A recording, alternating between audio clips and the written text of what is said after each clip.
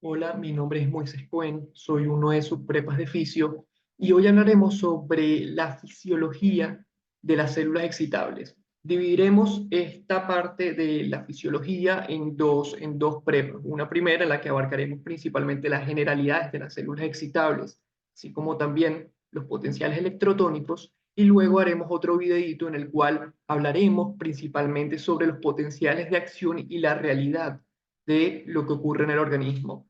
Em, Básicamente esta prepa es bastante importante por el hecho de que abarca términos importantes que deben de conocer y que van a llevar más adelante para poderlos tratar también en las clases o en las prepas de sinapsis, así como también en todo lo que les viene.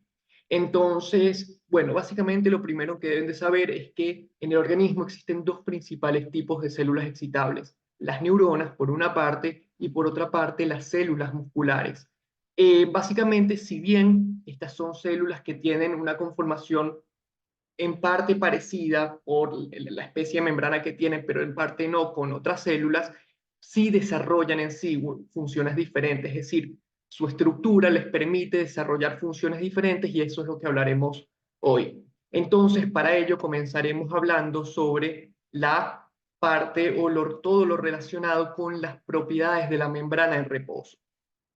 Básicamente, el potencial de membrana en reposo corresponde al voltaje en el cual se encuentra la célula ante o sin la presencia, mejor dicho, de cualquier estímulo externo, sea eléctrico o sea químico. Eléctrico me refiero a un voltaje externo, por ejemplo, inyectado por microelectrodos o interno químico más relacionado con la presencia de neurotransmisores. Entonces, básicamente nos encontramos con que el potencial de membrana en reposo no es en realidad un valor absoluto, sino más bien es un valor relativo que guarda relación más que todo con la diferencia entre el voltaje externo de la célula, es decir, el medio ambiente y el voltaje que hay en el ambiente en el cual se encuentra la célula y el voltaje interno de la célula. Es decir, es la diferencia entre ambos voltajes lo que determina el potencial de membrana en reposo, de tal forma que el potencial de membrana en reposo se expresa en milivoltios y el exterior celular se le otorga arbitrariamente el valor de cero. ¿Qué quiere decir esto? Que todo el valor o toda la diferencia que exista entre el voltaje del exterior celular y el voltaje del interior celular es lo que representa verdaderamente el potencial de membrana en reposo. Y básicamente este valor por lo general en la mayoría de las células es alrededor de menos 70 milivoltios. Sí es variable dependiendo de la célula, pero siempre es un valor que nunca va a ser positivo, es decir, el exterior celular siempre tendrá un valor más positivo o menos negativo que el interior celular. Eso cuando la célula se encuentra en reposo, es decir, cuando está fuera de cualquier tipo de estimulación.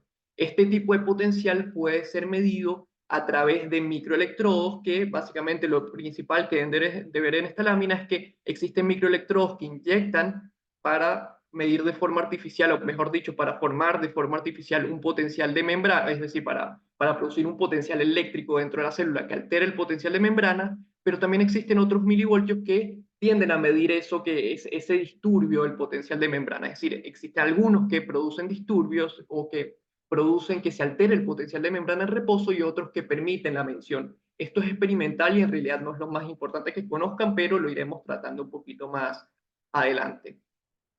Entonces, básicamente aquí existen dos conceptos importantísimos: un concepto de despolarización y un concepto de hiperpolarización. La despolarización corresponde básicamente a cuando el potencial o cuando se altera el potencial de membrana de tal forma que se vuelve menos negativo, es decir, se acerca, por ejemplo, desde menos 70 milivoltios hasta 0 milivoltios e incluso se vuelve positivo. Mientras que una hiperpolarización corresponde a eh, todas aquellas alteraciones del potencial de membrana en reposo que producen que el potencial de membrana se vuelva más negativo, es decir, si estaba en menos 70 milivoltios, vaya a menos 80, menos 90, menos 100 milivoltios y por lo tanto se vuelva más negativo.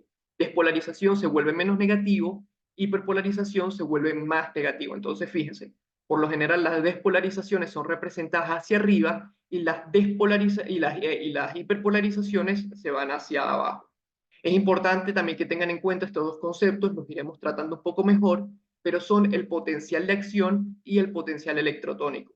Por una parte, el potencial electrotónico básicamente corresponde a una respuesta pasiva, en la cual ante un estímulo externo, principalmente eléctrico, la célula se puede despolarizar o hiperpolarizar, mientras que los potenciales de acción son respuestas activas que necesitan de la presencia de canales y de otras estructuras que permitan formar entonces este tipo de potenciales. Y los potenciales de acción veremos que son solo despolarizantes y no pueden ser hiperpolarizantes como también son los potenciales electrotónicos. Entonces, potenciales electrotónicos despolarizantes e hiperpolarizantes, potenciales de acción solamente son despolarizantes. Los potenciales electrotónicos son respuestas pasivas. ¿Qué significa pasivas? Que dependen de la estructura como tal de la célula, es decir, que no dependen en sí de la presencia de canales, sino más bien de las propiedades de las células como tal. De tal forma que los potenciales electrotónicos pueden desarrollarse en todas las células del organismo, mientras que los potenciales de acción solo se desarrollan en las células excitables, es decir, y principalmente en neuronas. También puede ser en células musculares, pero es principalmente en neuronas. Entonces, pasemos a tratar como tal lo que son los potenciales electrotónicos. Básicamente, como se los mencioné, los potenciales electrotónicos son respuestas pasivas que van a depender de las propias propiedades de la célula, es decir, de la propia estructura de la célula y de la propia conformación de la célula que le confiere la capacidad tanto de conducir como de almacenar carga. Entonces, existen dos tipos de propiedades indispensables, la conductancia y la capacitancia. Por una parte, la conductancia corresponde básicamente a la permeabilidad, es una medida de permeabilidad de la membrana al paso de iones, mientras que la conductancia corresponde, la capacitancia corresponde básicamente a la capacidad que tienen las membranas para almacenar cargas. Entonces, por una parte, la conductancia es una medida de permeabilidad y la capacitancia es una medida de capacidad para almacenar carga. Entonces, la conductancia aquí, fíjense que hay bastantes ecuaciones, la más importante que deben aprenderse o que deben de conocer simplemente es la última que representa básicamente que la intensidad en voltajes de la célula, es decir, la corriente en las células es igual a la conductancia, que es la permeabilidad, por el gradiente de voltaje. ¿Qué quiere decir esto? Si se recuerdan de las partes anteriores que vieron en relación al flujo de solutos a través de la membrana, básicamente toda medida de flujo, que en este caso corresponde a la letra I, es igual a la permeabilidad del soluto por el gradiente de concentración. En este caso no corresponde al gradiente de concentración, sino al gradiente de potencial eléctrico, es decir, un gradiente eléctrico. Entonces, la corriente o simplemente la intensidad de la corriente, que es equivalente al flujo, es igual a la conductancia, que es una medida de permeabilidad, por el gradiente eléctrico de la membrana, de tal forma que como todo flujo a través de una membrana, depende entonces, en este caso también la parte eléctrica, de permeabilidad de la membrana en sí de la permeabilidad de la membrana, o la conductancia de la membrana y del gradiente eléctrico. Por otra parte, otra de las propiedades importantes es la capacitancia. La capacitancia corresponde básicamente a la capacidad de almacenar carga de las células. Esto está también en todas las células. Y lo importante que deben de conocer es que si se inyecta, por ejemplo, un potencial de manera artificial, como son todos estos pulsos cuadrados, es decir, siempre que vean una gráfica que tiene estos pulsos cuadrados que comienzan de esta manera tan brusca y terminan de esta manera tan brusca, son todas aquellas estimulaciones dadas de forma artificial a través de microelectrodos. Mientras que cuando vean este tipo de gráficas en la cual existe un ascenso creciente, pero no tan brusco, sino simplemente progresivo en del gráfico, y por otra parte lo mismo ocurre con el descenso, corresponde a la respuesta de las células ante un estímulo. Es decir, este es el estímulo, esta gráfica corresponde al estímulo, esta artificial corresponde al estímulo, mientras que esta corresponde básicamente a la respuesta de la célula ante ese estímulo, la respuesta pasiva de la célula ante ese estímulo. Entonces, básicamente el hecho de que este crecimiento sea progresivo y no sea brusco, como es en el caso de los microelectrodos que inyectan energía, se debe básicamente a que las células dependen de la conductancia y de la capacitancia, es decir, de la capacidad de almacenar carga. Entonces es importante que cada vez que vean este tipo de gráficos reconozcan qué es lo artificial y qué es lo natural. Entonces, en relación a los potenciales electrotónicos, hablamos de que dependen de dos propiedades indispensables, que son conductancia y la capacitancia, y que son respuestas pasivas, eso lo deben de conocer, y que por lo tanto se encuentran en todas las células del organismo, o puede, mejor dicho, producirse en todas las células del organismo. Pero en realidad, básicamente, los potenciales electrotónicos también tienen otras propiedades que, más que como tal propiedades que les permiten formarse, son propiedades que los caracterizan, es decir, características propias de los potenciales electrotónicos. Y estas son principalmente la constante de tiempo y la constante de espacio. Entonces comencemos hablando sobre la constante de tiempo.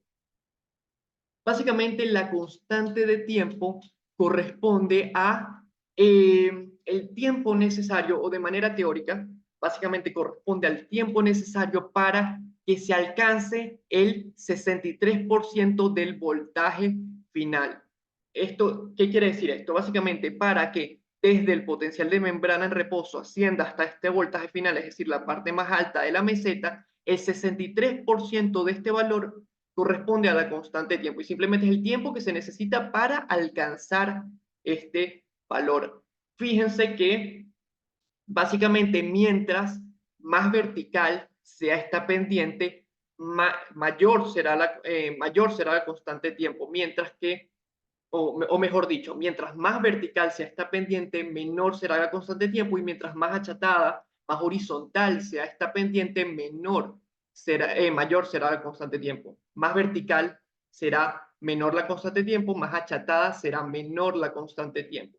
¿Y qué refleja en realidad? Ustedes deben conocer bien este concepto porque lo preguntan bastante tal como lo ponen aquí, es decir, tanto con el porcentaje como lo que significa, pero en realidad lo que deben de saber es que la constante de tiempo mide la velocidad en realidad con la cual la membrana se carga y se descarga. Es decir, a medida que la constante de tiempo sea menor, la velocidad con la que se carga será mayor, pero la velocidad con la que descarga también será mayor. Mientras que a medida de que sea mayor la constante de tiempo, menor será la velocidad con la que se carga, pero también será menor la velocidad con la que se descarga. De tal forma que una gráfica con una constante de tiempo mayor será mucho más larga, durará mucho más tiempo que una gráfica con una constante de tiempo menor. Y es muy, muy importante que conozcan eso. Básicamente también, además del hecho de que mide, que en realidad es una medida de tiempo, pero que también habla de la velocidad con la que se carga y se descarga, básicamente te habla de, o la constante de tiempo simplemente describe cómo o el tiempo necesario para que en un mismo punto de una neurona donde, por ejemplo, se pudo inyectar una corriente de forma artificial, cuánto tiempo se necesita para que esa corriente se vaya, se diluya. Y eso es básicamente, o simplemente describe cómo decaen los potenciales electrotónicos a medida de que pasa el tiempo. Es decir, si por ejemplo en un mismo punto de una neurona inyectáramos una corriente eléctrica de, por ejemplo, 70 milivoltios, ¿cuánto tiempo es necesario para que vuelva a ser 0 milivoltios ese potencial? Y eso es lo que describe en realidad la constante de tiempo. Fíjense que la constante de tiempo es una característica propia de los potenciales electrotónicos, mientras que no es propia de los potenciales de acción. Veremos que los potenciales de acción no decaen ni con el tiempo ni con la distancia, a diferencia de los potenciales electrotónicos. Entonces, ahora pasamos de la constante de tiempo, que es una medida de tiempo de velocidad, a la constante de espacio, que es otra de las características propias de potenciales electrotónicos, pero no propias de potenciales de acción. Entonces, por una parte, aquí la constante de espacio corresponde básicamente a la distancia necesaria para que el potencial disminuya a un 33% de su valor máximo. ¿Qué quiere decir el 37% de su valor máximo? Disculpen. ¿Qué quiere decir esto? Básicamente, de la misma forma en la que les mencioné que deben aprenderse el concepto tal cual, de manera caletre, de la constante de tiempo, de la constante de espacio, también deben aprenderse el concepto caletre, pero lo importante también en realidad que conozcan es que la constante de espacio simplemente describe cómo, o simplemente dice o describe la distancia necesaria para que un potencial electrotónico vaya decayendo. Es decir, cómo decae un potencial electrotónico a medida de que recorre, en este caso, el axón. Fíjense que, por ejemplo, si inyectamos aquí una corriente, el potencial electrotónico será, por ejemplo, de 70 milivoltios, pero a medida de que avanza a lo largo del axón, el potencial electrotónico irá decayendo. ¿Qué quiere decir? Que a medida de que avanza en distancia el potencial electrotónico va decayendo y por lo tanto no solamente, como se los mencioné, decae con el tiempo, sino que también decae con la distancia. Y eso es lo que mide tanto la constante de tiempo como la constante espacio.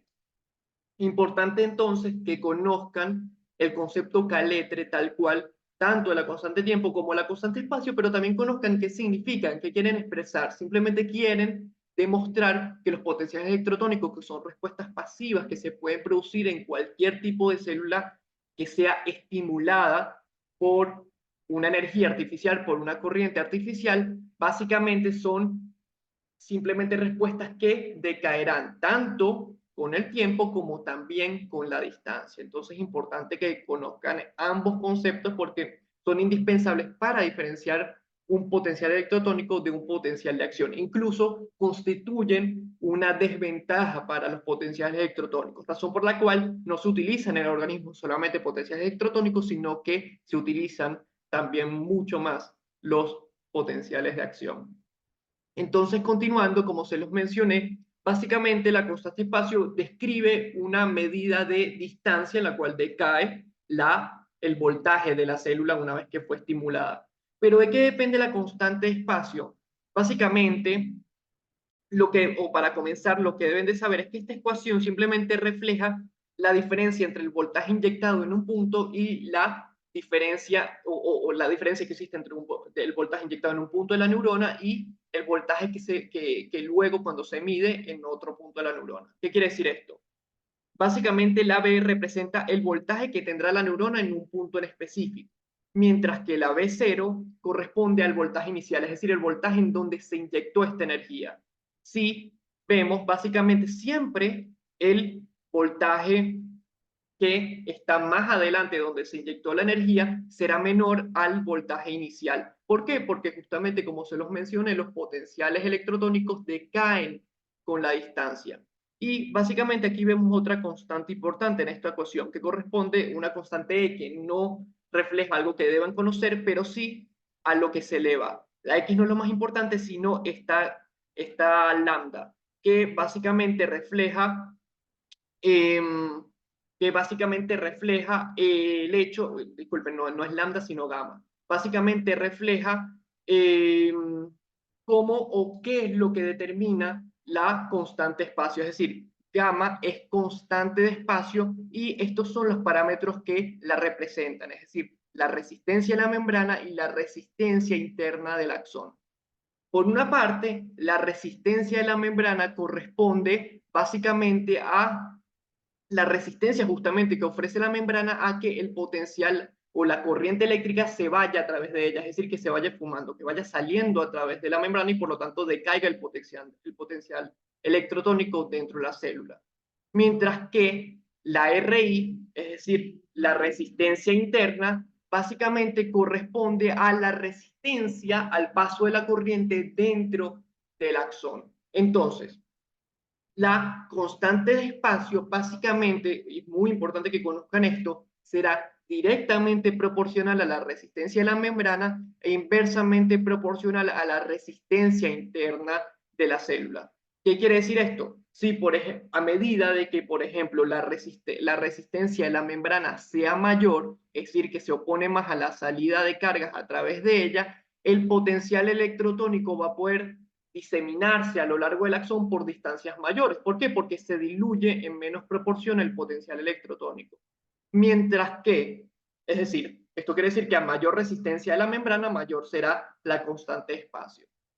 Mientras que en relación a la resistencia interna, básicamente representa el hecho de cómo, como se los mencioné, cómo el interior celular se opone al flujo el flujo de energía a través de ella, el flujo de corriente a través de ella. Entonces, a medida de que esta resistencia sea mayor, la constante de espacio será menor. ¿Por qué? Porque a medida de que hay más resistencia para que se disemine este impulso nervioso, entonces básicamente el impulso nervioso podrá avanzar menos distancias, decayendo entonces en mayor proporción. Entonces, importante, conozcan, gamma, que es constante de espacio, es directamente proporcional a la resistencia de la membrana e inversamente proporcional a la resistencia interna de la célula. Y eso es muy, muy importante que lo conozcan. Esta ecuación, como se lo mencioné, simplemente quiere reflejar que la constante de espacio participa en el voltaje que se va a medir en un punto de la célula en relación al punto en el cual se inyectó. Pero la más importante que deben de conocer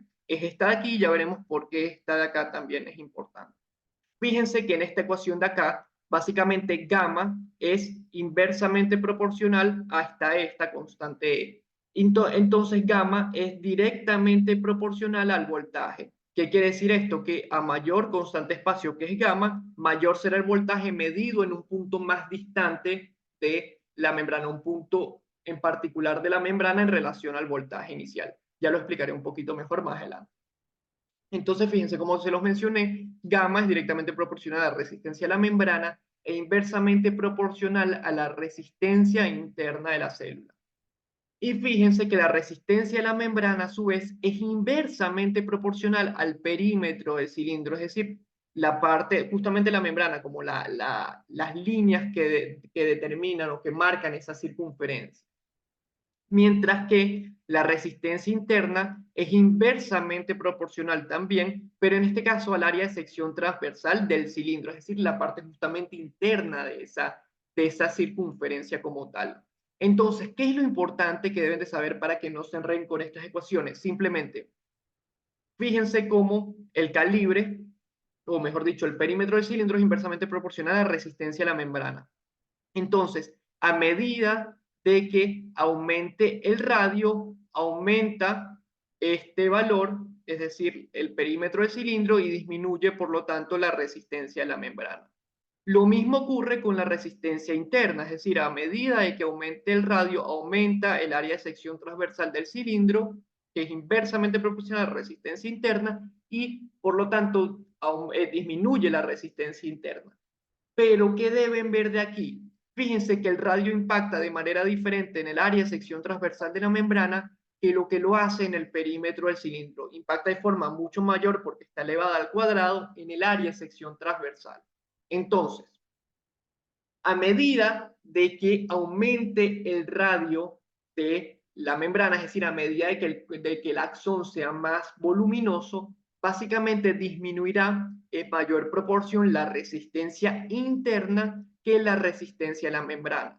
Si la resistencia a la membrana es directamente proporcional a la constante espacio y la resistencia interna es inversamente proporcional, a medida de que ésta disminuya en mayor proporción que esta, la constante espacio será mayor. ¿Qué quiere decir esto? A mayor constante de espacio, perdón, a mayor radio del axón, por ejemplo, de la neurona, mayor será la constante de espacio. Es importantísimo. A mayor radio del axón, mayor será la constante de espacio. ¿Por qué? Porque disminuye en mayor proporción la resistencia interna en relación a la resistencia a la membrana. Eso es lo más importante que deben de conocer aquí. Entonces, llevando de nuevo esta gamma, esta constante de espacio a la ecuación que vimos anteriormente, que es esta, básicamente a medida que aumente gamma, a medida que aumente constante de espacio, esta básicamente hará que disminuya entonces esta constante E y por lo tanto aumente, que es inversamente proporcional al voltaje, y por lo tanto aumente el voltaje medido en un punto de la membrana como tal.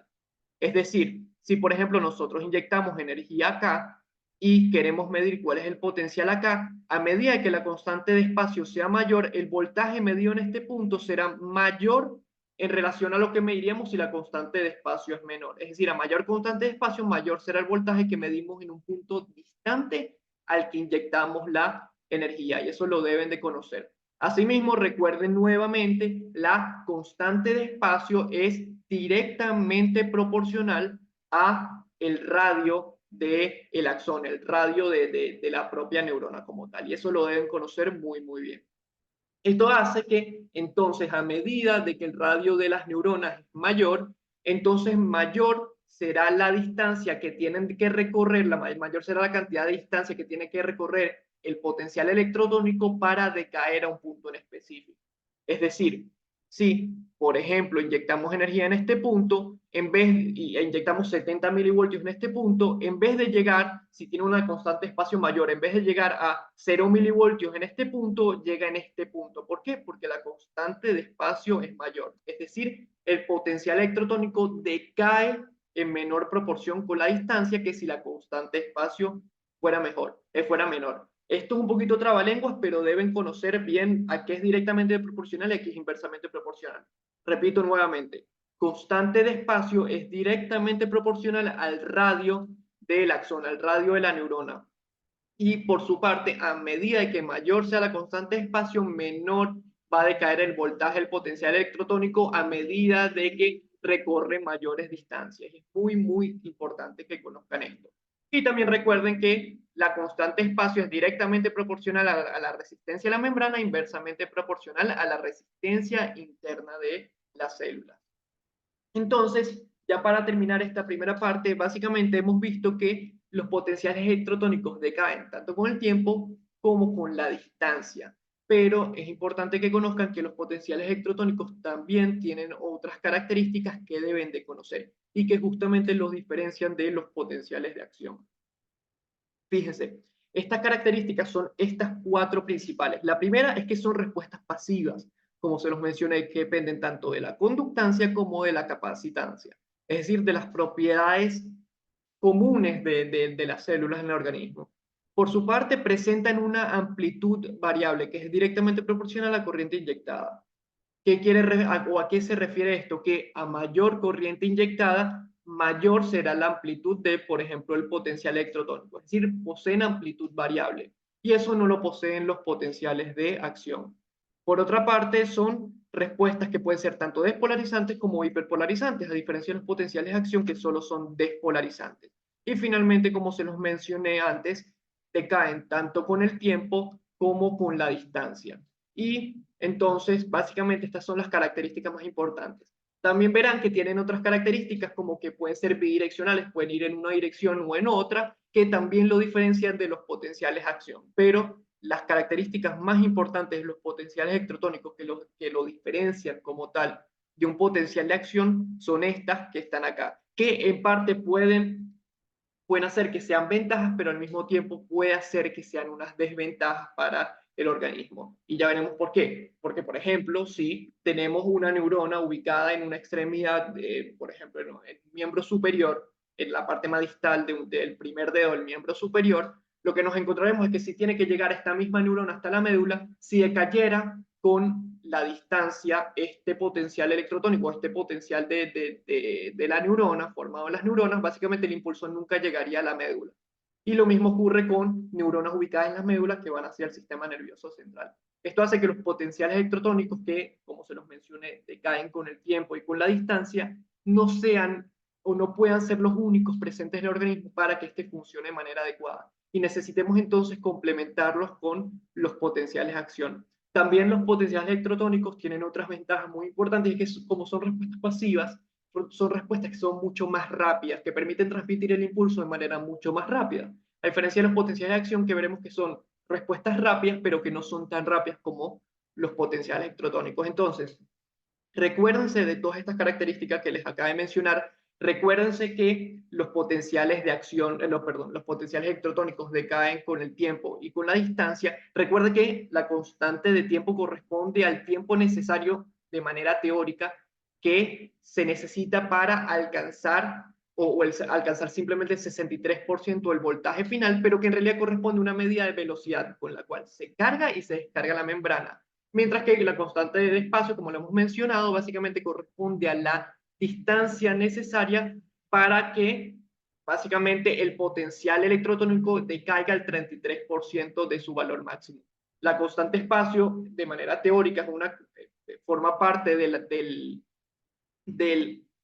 la constante tiempo, de manera teórica, forma parte del ascenso de estas curvas, mientras que la constante espacio del descenso. Pero lo importante es que sepan, o sea, deben conocer bien estos términos, caletreárselos, pero lo más importante que conozcan es cómo influyen de verdad. Y llevándolo así, de igual forma deben de conocer también que la constante o que en sí la presencia de potenciales electrotónicos se dan en todas las células gracias a la capacidad para almacenar carga, es decir, la capacitancia, como también gracias a la conductancia, que recuerden que es una medida de permeabilidad.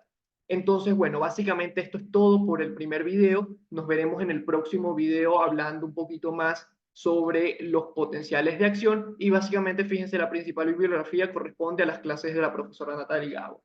Entonces, bueno, si tienen alguna pregunta en relación a esta parte, me la pueden escribir y estaré pendiente de tratar de respondérsela en la medida de mis posibilidades.